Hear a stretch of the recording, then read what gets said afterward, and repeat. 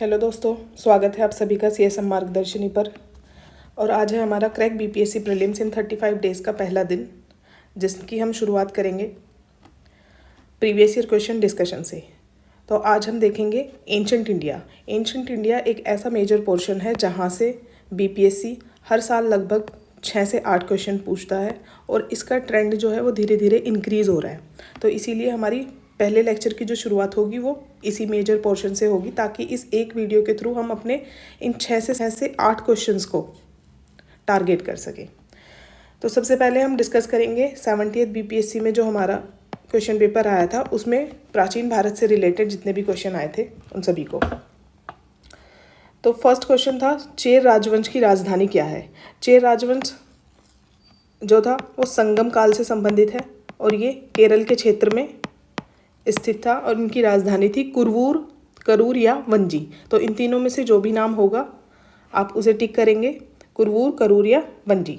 Next question था कि हर्ष के समय, हर्ष यानी हर्षवर्धन के समय असम पर शासन किसने किया था। तो वो थे भास्कर वर्मन। ये वर्मन वंश के शासक थे जो कामरूप राज्य पर राज कर रहे थे और उनकी राजधानी थी प्राग ज्योतिषपुर। नेक्स्ट, आजीवक संप्रदाय। आजीवक संप्रदाय के बारे में क्वेश्चन 1994 में आया था, उसके बाद ये क्वेश्चन सीधा 2024 में आया है। तो दोस्तों आप देख सकते हो कि किस तरीके से प्रीवियस ईयर क्वेश्चन ने इस आजीवक संप्रदाय पर आए क्वेश्चन को सोल्व करने में हेल्प की होगी। आजीवक संप्रदाय के बारे में हम देखते हैं कि इसकी शुरुआत मक्काली घोषाल ने की थी। ये नियतिवादी थे, यानी ये भाग्य में बिलीव करते थे और ये कर्म के सिद्धांत के विरोध। ये नियमित सभाएं करते थे, जाति और वर्ग विभाजन के खिलाफ थे और ये आजीवक संप्रदाय महाजनपद काल के दौरान इसका उद्भव हुआ था। हरियंक वंश, अब इसमें पूछा गया था कि हरियंक वंश के संस्थापक कौन थे। तो इसके संस्थापक थे बिंबिसार। हरियंक वंश के बाद शिशुनाग वंश आया था, उसके बाद नंद वंश और मौर्य वंश। ये सभी शासक मगध साम्राज्य के ऊपर इन्होंने शासन किया था। उसके बाद नेक्स्ट क्वेश्चन था अमरकोश। अमरकोश क्या है। अमरकोश एक प्राचीन भारत के लिए एक स्रोत है जिसे अमर सिंह के द्वारा लिखा गया था। अमर सिंह कौन थे। ये चंद्रगुप्त द्वितीय के राजकवि थे, उनके नवरत्नों में से एक थे। इनके अमरकोश में भूमि के प्रकार बताए गए हैं, जैसे उर्वरा भूमि यानी कि जो उपजाऊ भूमि होती है, मरु यानी मरुस्थल रेगिस्तान, शाद्वला घास युक्त भूमि, देवमात्रक। देवमात्रक का मतलब है ऐसी भूमि जो देवताओं के द्वारा सिंचित की गई हो, यानी कि वर्षा के द्वारा सिंचित भूमि। नेक्स्ट, मगध पर शासन करने वाले वंश। इनके बारे में हर बार क्वेश्चन आता है, तो आप देख सकते हैं कि एक ही साल में 2 क्वेश्चन मगध एम्पायर से पूछे गए हैं। अब ये क्वेश्चन क्या था कि शिशुनाग वंश के बाद किस वंश का शासन मगध पर आया था। तो वो थे नंद वंश। ये शासन की स्थापना महानंद ने की थी। इनके आखिरी शासक थे धनानंद। नेक्स्ट, राजा प्रवरसेन। राजा प्रवरसेन कौन थे। वाकाटक वंश के शासक थे। अब इनके ऊपर क्वेश्चन आया था कि इसके वास्तविक संस्थापक थे, जो गलत था। वास्तविक संस्थापक कौन थे। विंध्य शक्ति, जो इनके पिता थे। ये वाकाटक वंश बुंदेलखंड से दक्षिण हैदराबाद तक फैला हुआ था और इसके बारे में हमें पुराणों से भी जानकारी मिलती है। वाकाटक वंश में चंद्रगुप्त द्वितीय ने अपनी बेटी प्रभावती गुप्त का विवाह किया था। दोस्तों इस पे क्वेश्चन पूछा गया था कि बोधिसत्व पद्मपाणि की गुफा कहाँ पाई गई है और उसके 4 ऑप्शन दिए थे, अजंता, बाघ, एलोरा और बदामी। तो ये अजंता में गुफा नंबर 1 में बोधिसत्व पद्मपाणि की गुफा को डेडिकेटेड है और ये कहाँ है, महाराष्ट्र में है। ये यूनेस्को की वर्ल्ड हेरिटेज साइट भी है जो वाघोरा नदी के किनारे पड़ती है और इसका जो डेवलपमेंट हुआ था वो सातवाहन काल में ये शुरू हुआ था और गुप्त और वाकाटक काल तक ये जारी रहा था। अब जब इसके ऑप्शंस में हमें ये 3 गुफाएं भी दी गई हैं, बाघ, एलोरा, बदामी, तो अब यहाँ ज़रूरी हो जाता है कि अजंता के साथ साथ इन 3 गुफाओं के बारे में भी पढ़ें। जैसे बाघ कहाँ पे है, ये धार, मध्य प्रदेश के धार जिले में। और कौन सी नदी पड़ती है यहाँ पे, बघौनी नदी। और ये गुप्त शासन के दौरान इसका विकास हुआ था। सेकंड है एलोरा। एलोरा केव्स, ये भी वर्ल्ड हेरिटेज साइट है जहाँ पर हमें 3 धर्मों से जुड़ी हुई गुफाएं मिलती हैं। बौद्ध धर्म 12 गुफाएं, हिंदू धर्म 17 गुफाएं और जैन धर्म 15 गुफाएं। यहाँ पर केव नंबर 16 ज़्यादा इम्पोर्टेंट हो जाती है क्योंकि यहाँ एक मोनोलिथिक टेम्पल बना हुआ है। मोनोलिथिक टेम्पल यानी कि जो एक ही पत्थर को काट काट कर बनाया गया है और ये टेम्पल है कैलाश मंदिर, जो राष्ट्रकूटों के द्वारा बनाया गया था। नेक्स्ट है बादामी। बादामी गुफा ये कर्नाटका में मिलती है और इनका निर्माण चालुक्यों के द्वारा किया गया था। अब दोस्तों सबसे इम्पोर्टेंट क्वेश्चन है यहाँ फाहियान। फाहियान के बारे में लगातार कई बार बीपीएससी सवाल पूछ चुका है। फाहियान जो थे वो चंद्रगुप्त द्वितीय के समय भारत आए थे और ये एक चीनी यात्री थे जो 5वीं शताब्दी में भारत आए। उसके अलावा दूसरे चीनी यात्री ह्वेनसांग थे जो 627 एडी के आसपास भारत आए थे और ये हर्षवर्धन के टाइम पीरियड में हमारे देश में आए थे और जो 7वीं शताब्दी में पड़ता है। इनकी पुस्तक का नाम था शियुकी। ये आपको याद रखना है, इनकी पुस्तक का क्या नाम था, शियुकी। और एक आगे बढ़ते हैं दोस्तों हम 2023 के PYQs पे, जिसमें पूछा गया था इंडस वैली सिविलाइजेशन के बारे में कि इनमें से कौन से पशु इंडस वैली सिविलाइजेशन के लोग जानते थे पशुओं के बारे में। तो वो बैल के बारे में जानते थे, हाथी के बारे में जानते थे, लेकिन घोड़े को लेकर अभी उनके डाउट है कि वो अश्व के बारे में जानते थे या नहीं, क्योंकि इसके कुछ प्रमाण मिले हैं, जैसे लोथल से इनकी हड्डियों के बारे में हमें पता चलता है। उसके अलावा नेक्स्ट क्वेश्चन था कि स्तूप, चैत्य और विहार ये किससे संबंधित है। तो दोस्तों ये बौद्ध धर्म से संबंधित है। स्तूप जहाँ बुद्ध के अवशेष रखे जाते हैं, चैत्य जहाँ प्रार्थना की जाती है, और विहार जहाँ पर बौद्ध भिक्षु रहते थे। सतुपदमपाणि की गुफा कहाँ पाई गई है, और उसके 4 ऑप्शन दिए थे, अजंता, बाघ, एलोरा और बादामी। तो ये अजंता में गुफा नंबर 1 में बोधिसत्व की डेडिकेटेड है, और ये कहाँ है, महाराष्ट्र में है। ये यूनेस्को की वर्ल्ड हेरिटेज साइट भी है जो वाघोरा नदी के किनारे पड़ती है, और इसका जो डेवलपमेंट हुआ था वो सातवाहन काल में ये शुरू हुआ था और गुप्त और वाकाटक काल तक ये जारी रहा था। अब इसके ऑप्शंस में हमें ये 3 गुफाएं भी दी गई हैं, बाघ, एलोरा, बादामी। तो अब यहाँ ज़रूरी हो जाता है कि हम अजंता के साथ साथ इन 3 गुफाओं के बारे में भी पढ़ें। जैसे बाघ कहाँ पे है, ये धार, मध्य प्रदेश के धार जिले में। और कौन सी नदी पड़ती है यहाँ पे, बघौनी नदी, और ये गुप्त शासन के दौरान इसका विकास हुआ था। सेकंड है एलोरा। एलोरा केव्स, ये भी वर्ल्ड हेरिटेज साइट है जहाँ पर हमें 3 धर्मों से जुड़ी हुई गुफाएं मिलती हैं, बौद्ध धर्म 12 गुफाएं, हिंदू धर्म 17 गुफाएं और जैन धर्म 15 गुफाएं। यहाँ पर केव नंबर 16 ज़्यादा इम्पोर्टेंट हो जाती है क्योंकि यहाँ एक मोनोलिथिक टेम्पल बना हुआ है। मोनोलिथिक टेम्पल यानी कि जो एक ही पत्थर को काट काट कर बनाया गया है, और ये टेम्पल है कैलाश मंदिर जो राष्ट्रकूटों के द्वारा बनाया गया था। नेक्स्ट है बादामी। बादामी गुफा ये कर्नाटका में मिलती है और इनका निर्माण चालुक्यों के द्वारा किया गया था। अब दोस्तों सबसे इम्पोर्टेंट क्वेश्चन है यहाँ फाहियान। फाहियान के बारे में लगातार कई बार बीपीएससी सवाल पूछ चुका है। फाहियान जो थे वो चंद्रगुप्त द्वितीय के समय भारत आए थे और ये एक चीनी यात्री थे जो 5वीं शताब्दी में भारत आए।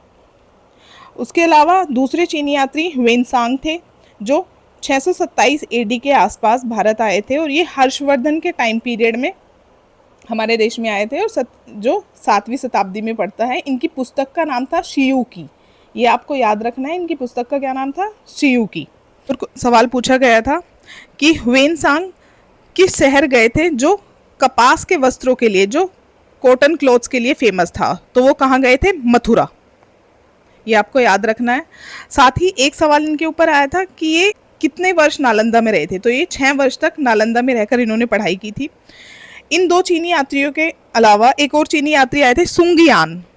ये आए थे 515 से 520 एडी के बीच में, यानी पहले आए फाहियान, उसके बाद सुंगियान, फिर ह्वेनसांग। तो हम इसे इस कीवर्ड से भी याद कर सकते हैं, FSH। फाहियान आए थे चंद्रगुप्त द्वितीय के टाइम में, ह्वेनसांग आए थे हर्षवर्धन के टाइम में, और सुंगियान आए थे इन दोनों के बीच में। नेक्स्ट क्वेश्चन है कि चरक किस लिए फेमस थे। चरक कौन थे, इन्हें फादर ऑफ इंडियन मेडिसिन भी कहा जाता है। जिन्होंने क्या लिखी थी, चरक संहिता लिखी थी संस्कृत में, जिसमें प्राचीन काल में दवाओं के बारे में इसमें हमें जानकारी मिलती है। ब्रह्मगुप्त। ब्रह्मगुप्त क्या थे, ये एक मैथमेटिशियन थे, 7वीं शताब्दी ईस्वी में ये थे। इनमें पुस्तिका सिद्धांत नामक किताब लिखी थी। नेक्स्ट है वराहमिहिर। वराहमिहिर क्या थे, ये एक खगोल शास्त्री थे जिन्होंने बृहद संहिता लिखी थी। विशाखा दत्त। विशाखादत्त ये एक नाटककार थे, नाटकों की रचना करते थे और इन्होंने मुद्रा राक्षस लिखा था संस्कृत में। मुद्रा राक्षस क्या है, जिससे हमें चंद्रगुप्त मौर्य के बारे में पता चलता है कि किस प्रकार चंद्रगुप्त मौर्य ने नंद वंश के आखिरी शासक धनानंद को हराकर भारतीय साम्राज्य पर अपना अधिकार जमाया था, यानी कि मगध साम्राज्य पर अपना अधिकार जमाया। नीतिसार, नीतिसार किसने लिखा था? ये कामंदक ने लिखा था। और ये कामंदक कौन थे? चाणक्य के शिष्य, चाणक्य यानी कौटिल्य के शिष्य थे ये। और ये चंद्रगुप्त के बारे में लिखते हैं 3rd से 4th सेंचुरी। जब हम विशाखादत्त के बारे में पढ़ते हैं तो वहाँ कौटिल्य के बारे में पढ़ना भी ज़रूरी हो जाता है। और इनके बारे में 63rd बीपीएससी में भी सवाल पूछा गया था। कौटिल्य जिन्होंने अर्थशास्त्र की रचना की। अर्थशास्त्र जो क्या है, एक स्टेट क्राफ्ट यानी कि राज्य से जुड़ी हुई नीतियों के ऊपर लिखा गया एक ग्रंथ है। ये कौटिल्य तक्षशिला विश्वविद्यालय से जुड़े हुए थे। अब अर्थशास्त्र के बारे में भी क्वेश्चन पूछा गया है कि इसमें कितने अधिकरण, अधिकरण यानी कि बुक्स, कितने इसमें बुक्स थे? वो 15 थे, जो 150 चैप्टर्स में डिवाइडेड था और इसमें 180 टॉपिक्स थे। आपको डेटा को याद रखना है। मेघवर्मन, मेघवर्मन के बारे में क्वेश्चन आया था कि मेघवर्मन कहाँ के शासक थे जिन्होंने के गया में बौद्ध मंदिर का निर्माण करने के लिए परमिशन मांगी थी। ठीक है, तो ये श्रीलंका के शासक थे और इन्होंने गुप्त शासक समुद्रगुप्त के समय अपना दूत भेजकर उनसे गया में बौद्ध मंदिर के निर्माण के लिए परमिशन ली थी। अब हम यहाँ समुद्रगुप्त के बारे में देखते हैं कि समुद्रगुप्त का शासनकाल क्या था? 335 से 380 ईस्वी। और ये पाटलिपुत्र इनकी राजधानी थी। इन्हें भारत का नेपोलियन भी कहा जाता है। जो किसने कहा था? विंसेंट ए स्मिथ ने। इनकी उपाधियाँ क्या थी? महाराजा धीराज, परम भागवत। और इनके बारे में हमें जानकारी मिलती है प्रयाग प्रशस्ति से। प्रयाग प्रशस्ति ये क्या है? इलाहाबाद में जो अशोक स्तंभ था उस पर प्रयाग प्रशस्ति को लिखा गया था। किसके द्वारा? समुद्रगुप्त के राजकवि थे हरिसेन, उनके द्वारा, जिसमें इन्होंने बताया है कि किस प्रकार समुद्रगुप्त ने अपने आसपास के क्षेत्रों को जीतकर उन पर कब्जा किया था, जिन्हें उन्होंने 3 पार्ट्स में डिवाइड किया है। एक है आर्यव्रत, आर्यव्रत यानी कि वो शासक जिन्हें हराकर गुप्त साम्राज्य में मिला लिया गया था। दक्षिण भारत, जिन्हें युद्धों में हराया गया था लेकिन उन्हें स्वतंत्र छोड़ दिया गया था, बस उनसे कर लेते थे और अपनी अधीनता स्वीकार करा ली थी। दूसरा सीमावर्ती व वन राज्य, जिनसे अधीनता स्वीकार कराई गई थी, उनके ऊपर डायरेक्ट शासन नहीं करते थे। नेक्स्ट लौह युग। लौह युग का टाइम पीरियड क्या था? 1000 BC, जो अब से 3000 साल पहले अगर हम कैलकुलेट करें तो उस टाइम बैठता है। यहाँ की फेमस लौह युग में कौन कौन सी फेमस साइट्स थी? अहिच्छत्र, अतरंजी खेड़ा और आलमगीरपुर, यानी ये वो साइट्स हैं जहाँ से हमें लौह युग के प्रमाण मिलते हैं। और इस समय किस प्रकार के मृद भांड थे? Painted grey ware.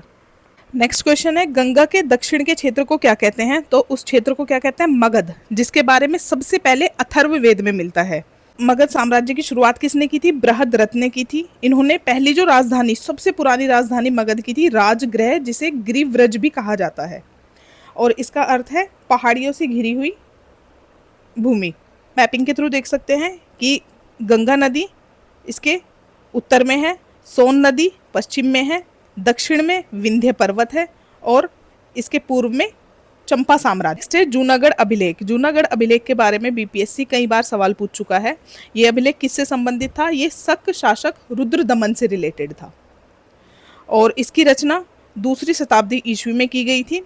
और ये संस्कृत का पहला अभिलेख था जो शुद्ध संस्कृत में लिखा गया था। नहीं तो इससे पहले जो लिखे जा रहे थे वो अशोक के अभिलेख थे और अशोक के अभिलेख ब्राह्मी लिपि और प्राकृत भाषा में लिखे जाते थे, जबकि पहला शुद्ध संस्कृत का जो अभिलेख था वो शक शासक रुद्रदमन का जूनागढ़ अभिलेख था। ये हमें कहाँ से मिला है?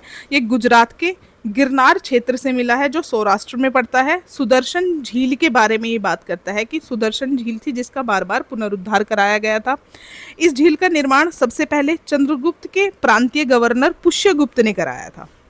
उसके बाद फिर इसे दोबारा से इसका पुनरुद्धार किया गया, जो अशोक के गवर्नर तुषाश्प ने कराया।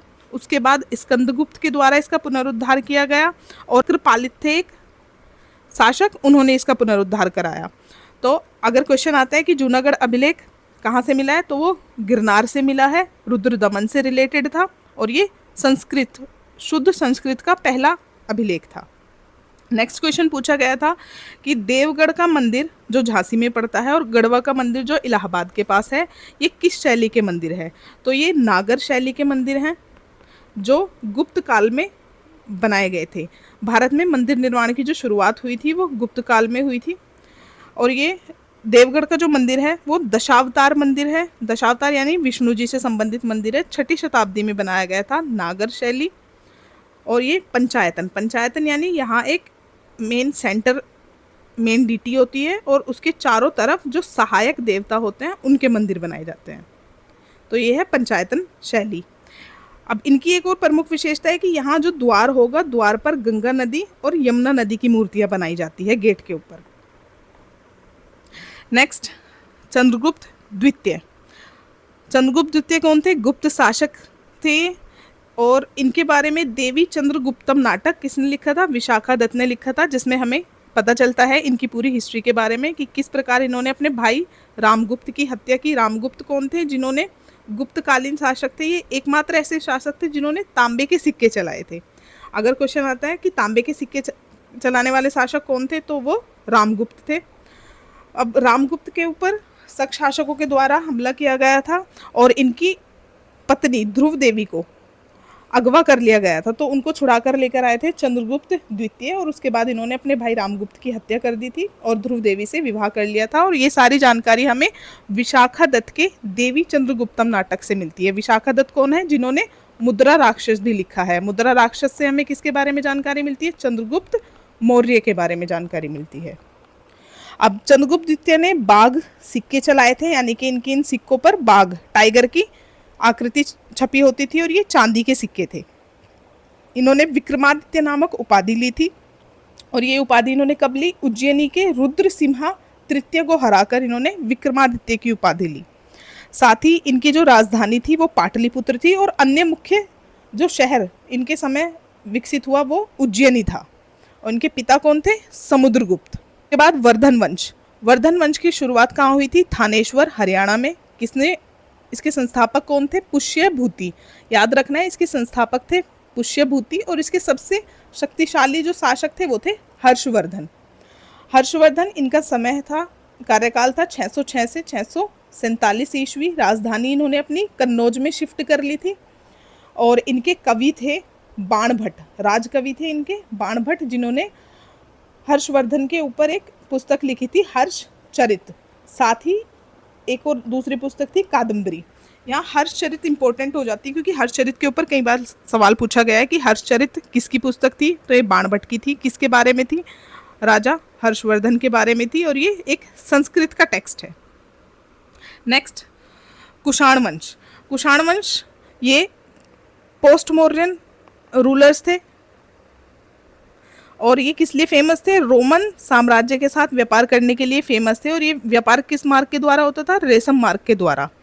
कुषाण वंश के दौरान कुछ पोर्ट्स बने थे, पोर्ट्स यानी बंदरगाह बने थे। और वो बंदरगाह कौन कौन से थे? वो थे बारबेरिकम जो सिंधु नदी के मुहाने पर पड़ता था, अरिकामेडु ये तमिलनाडु में पूर्वी तट पर था, बेरीगाजा, बेरीगाजा यानी कि भरूच, और मुजिरिश, मुजिरिश कहाँ था? केरल में।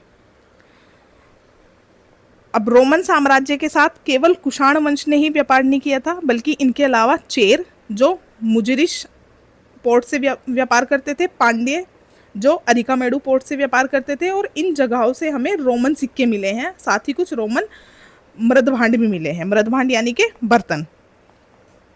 और इस ट्रेडिंग रिलेशन के बारे में हमें कहाँ से पता चलता है? पेरिप्लस से। पेरिप्लस एक पुस्तक है, ये एक प्राचीन भारतीय इतिहास को जानने का एक स्रोत है, लेकिन इसके लेखक का नाम हमें नहीं पता है। इसके ऊपर भी एक अलग से क्वेश्चन पूछा गया था कि पेरिप्लस के लेखक कौन थे, तो वहाँ 3 ऑप्शन थे और 4th ऑप्शन था कि इनमें से कोई नहीं, तो वो 4th ऑप्शन ठीक था क्योंकि इनके लेखक का नाम ज्ञात नहीं है।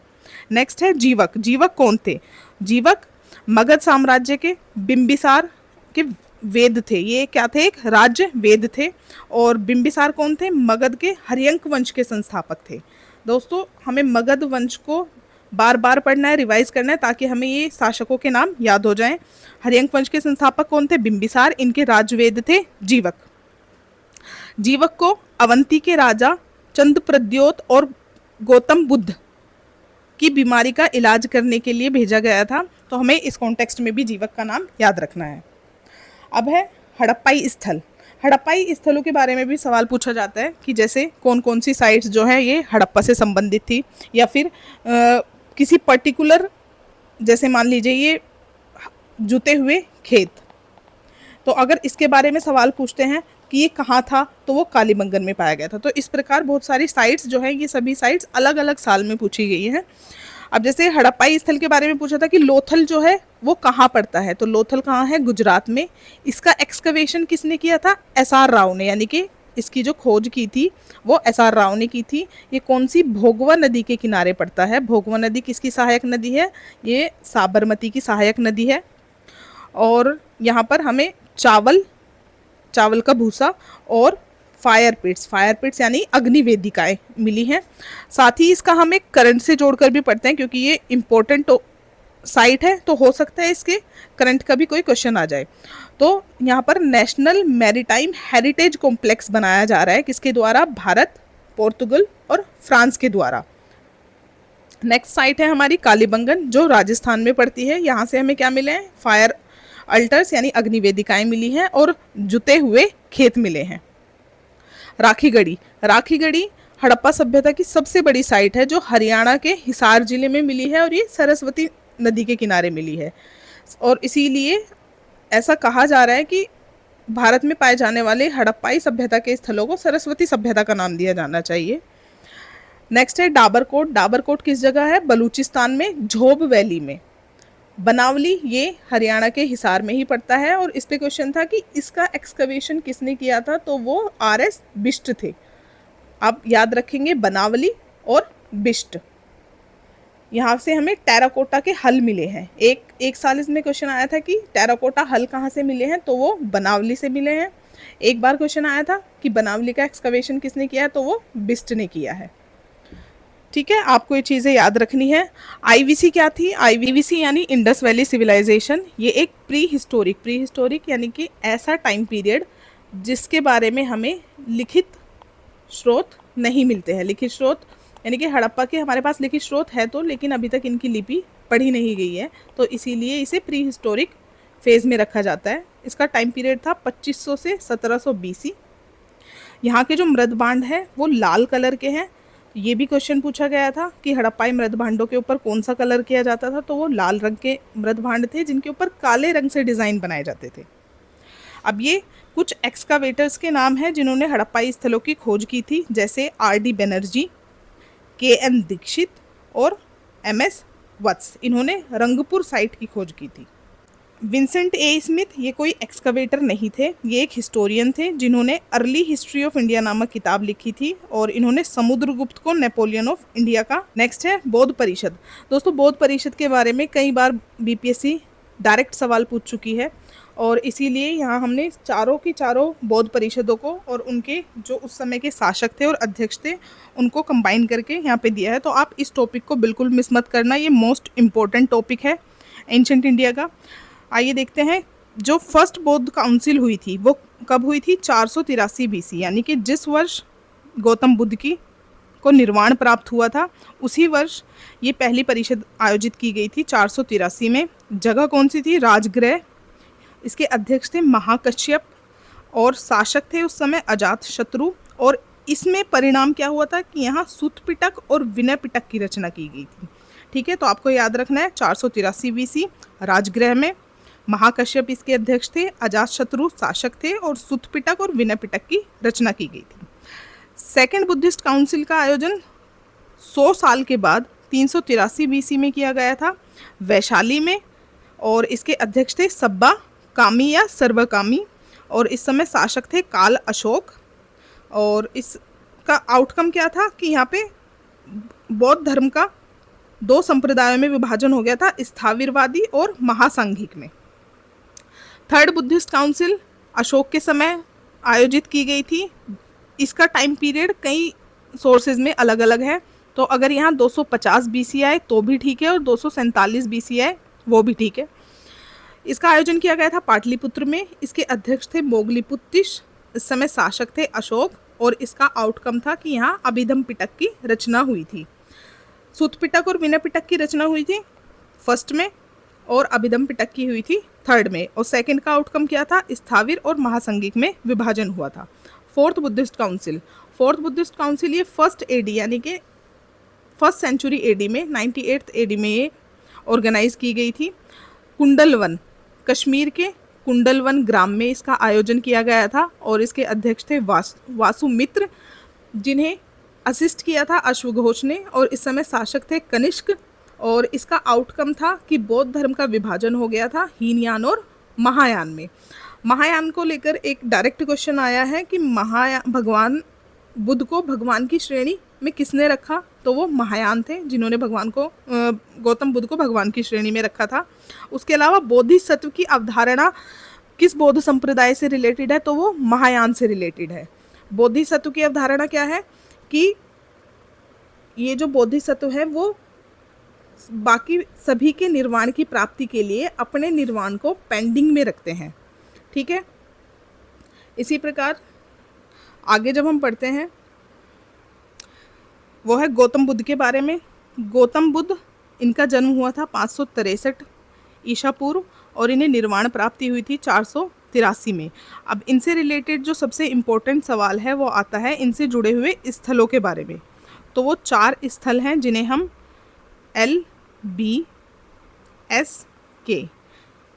इससे याद कर सकते हैं। भगवान बुद्ध का जन्म एक लुम्बिनी नामक गांव में हुआ था जो कपिलवस्तु के पास पड़ता है। ये शाक्य क्षत्रिय वंश में इनका जन्म हुआ था। इनके पिता का नाम शुद्धोदन था, माता का नाम महामाया था, इनकी पत्नी का नाम यशोधरा और पुत्र का नाम राहुल था। 29 वर्ष की आयु में इनका महाभिनिष्क्रमण यानी जब इन्होंने अपना घर त्याग दिया था, जिसे इंग्लिश में रिनंसिएशन वो 29 वर्ष की आयु में किया था। 35 वर्ष की आयु में इन्हें ज्ञान की प्राप्ति हुई थी जिसे एनलाइटनमेंट बोलते हैं। अब इनकी ज्ञान की प्राप्ति से जुड़े स्थल, नदी और वृक्ष के बारे में सवाल पूछे जा सकते हैं। जैसे इन्हें ज्ञान प्राप्त कहाँ हुआ था, बोधगया में निरंजना नदी के किनारे, जिसे पुनपुन नदी के नाम से भी जाना जाता है, और पीपल के वृक्ष के नीचे। और वो दिन कौन सा था, विशाख पूर्णिमा। ये सवाल पूछा गया है कि किस दिन इन्हें ज्ञान प्राप्त हुआ था, तो वो विशाख पूर्णिमा को बोधगया में निरंजना नदी के किनारे और पीपल के वृक्ष के नीचे। जब भगवान बुद्ध को ज्ञान प्राप्त हुआ उसके बाद ये बुद्ध कहलाए, तथागत कहलाए। नेक्स्ट, इन्होंने अपना पहला उपदेश कहाँ दिया था, जिसे धर्म चक्र परिवर्तन के नाम से जाना जाता है, तो वो दिया था इन्होंने सारनाथ में। सारनाथ को ऋषिपट्टनम और मृगवन के नाम से भी जाना जाता है। इसके अलावा एक और क्वेश्चन जो पूछा जा सकता है वो है कि इन्होंने अपने सबसे ज़्यादा उपदेश कहाँ दिए थे, तो सबसे ज़्यादा उपदेश दिए थे श्रावस्ती में। श्रावस्ती क्या थी, कौशल की राजधानी थी।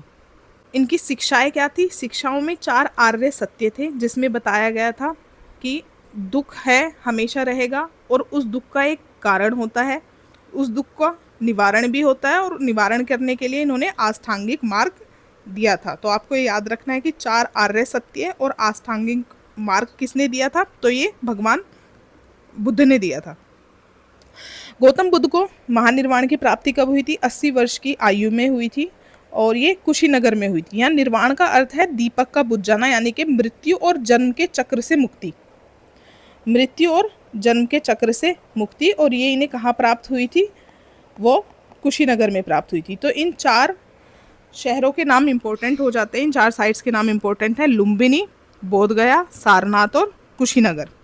अब बौद्ध धर्म से रिलेटेड जो 3 ग्रंथ थे उन्हें त्रिपिटक के नाम से जाना जाता है, जिनकी रचना पाली भाषा में की गई थी। सुत्त पिटक, जिसमें धार्मिक सिद्धांत संवाद के रूप में दिए गए हैं, धार्मिक सिद्धांत संवाद के रूप में। विनय पिटक, जिसमें बौद्ध भिक्षुओं के लिए जो संघ में रहते थे उनके लिए नियम बनाए गए थे, और अभिधम, बुद्ध से जुड़ी हुई दार्शनिक बातें। तो आपको इन तीनों का मीनिंग याद रखना है। सुत्त पिटक धार्मिक सिद्धांत जिन्हें संवाद के रूप में दिया गया है, विनय पिटक संघ के नियम, अभिधम पिटक दार्शनिक बातें। सुत्त पिटक को 5 निकायों में विभाजित किया जाता है, जैसे दिग्घ निकाय, मध्यम निकाय, अंगुतर निकाय, जिनसे हमें महाजनपद इत्यादि के बारे में भी पता चलता है। ठीक इसी प्रकार जैसे त्रिपिटक है, बौद्ध धर्म के त्रिरत्न भी हैं। वो त्रिरत्न क्या हैं, बुद्ध, धम्म और संघ, ये आपको याद रखना है। त्रिरत्न है बुद्ध, धम्म और संघ। इसी प्रकार त्रिरत्न जैन धर्म के भी हैं, वो हम आगे देखेंगे क्या है। त्रिपिटक पाली में लिखे गए थे, सुत्त पिटक, विनय पिटक और अभिधम पिटक। अब कुछ शासक जो बुद्ध के अनुयायी थे वो बिंबिसार, अजातशत्रु, उदयन, ये बुद्ध के अनुयायी थे। इसी प्रकार महाबोधि मंदिर के ऊपर भी एक बार सवाल पूछा गया है। तो महाबोधि मंदिर क्या था? ये ब्रिक टेम्पल था। भारत में बनने वाले प्राचीनतम ईंट निर्मित मंदिरों में महाबोधि मंदिर की भी गिनती होती है, और ये अशोक के द्वारा बनवाया गया था। किस जगह? बोध गया में। आगे बढ़ते हैं। कीर्तार्जुनीय की रचना किसने की थी? कीर्तार्जुनीय की रचना की थी भारवी ने। ये एक संस्कृत महाकाव्य है। भारवी कौन थे? ये पल्लव कालीन राजकवि थे। जो पल्लव वंश की स्थापना किसने की थी? सिंह विष्णु ने की थी। आपको ये चीज़ें याद रखनी है क्योंकि राजवंश से रिलेटेड क्वेश्चन बार बार पूछे जाते हैं। उनके संस्थापक कौन थे, राजधानी कौन थी? तो जैसे कीर्तार्जुनीय भारवी ने लिखी थी, संस्कृत का महाकाव्य था। भारवी कौन थे? पल्लवकालीन राजकवि थे। और पल्लव की स्थापना किसने की थी? सिंह विष्णु ने की थी। इनकी राजधानी थी कांची और टाइम पीरियड था 575 AD। मृच्छकटिकम की रचना किसने की थी? शूद्रक। मृच्छकटिकम कालिदास के उनकी रचनाएं हैं। मालविकाग्निमित्रम जो शुंग शासक अग्निमित्र से रिलेटेड है। अभिजनन शकुंतलम, विक्रमो वर्षियम और कुमार संभवम के बारे में क्वेश्चन पूछा गया है कि भगवान शिव और पार्वती के पुत्र कार्तिकेय के जन्म के बारे में कौटिल्य ने किस रचना में लिखा है? तो वो उन्होंने कुमार संभवम रचना में लिखा है। इसी प्रकार भास, ये एक नाटककार थे जिन्होंने स्वप्न वासवदत्ता नामक नाटक लिखा था। भट्टी ने भट्टी काव्य लिखा था संस्कृत में। नेक्स्ट क्वेश्चन है, जैसे हमने ऊपर पढ़ा था कि जुते हुए खेत कहाँ मिले थे हमें? कालीबंगन कहाँ है? राजस्थान में। धोलावीरा किस लिए फेमस है? जल संरक्षण मॉडल के लिए। मोहनजोदड़ो, ये सिंधु नदी के किनारे पड़ने वाला हड़प्पाई स्थल है। यहाँ से हमें ग्रेट बाथ आदि बिल्डिंग्स मिली हैं। लोथल क्या है? ये एक हड़प्पाई बंदरगाह था, या सबसे प्राचीनतम बंदरगाह भी भारत का इसे कहा जा सकता है। यहाँ पर डॉकयार्ड था। एक क्वेश्चन आया था षड दर्शन, यानी कि भारत के षड दर्शन क्या थे? इन दर्शन का उद्देश्य क्या था? मोक्ष की प्राप्ति करना। और ये षड दर्शन कौन कौन से थे? सांख्य, योग, न्याय, वैशेषिक, मीमांसा, वेदांत या उत्तर मीमांसा। सांख्य, इसके हेड कौन थे? कपिल। ये द्वैतवादी थे। इन्होंने कहा था कि पुरुष व प्रकृति का सिद्धांत दिया था कि संसार की जो रचना है वो पुरुष और प्रकृति के द्वारा की गई है। योग के कौन थे रचनाकार? पतंजलि। और इन्होंने अष्टांग योग की अवधारणा दी थी। न्याय की रचना गौतम ने की थी, और इन्होंने अक्षपाद की रचना की थी। और इसमें ये तर्क और प्रमाण, ये कहते हैं कि किसी भी बात को सत्य तभी साबित किया जा सकता है जब उसके पीछे कोई लॉजिक हो।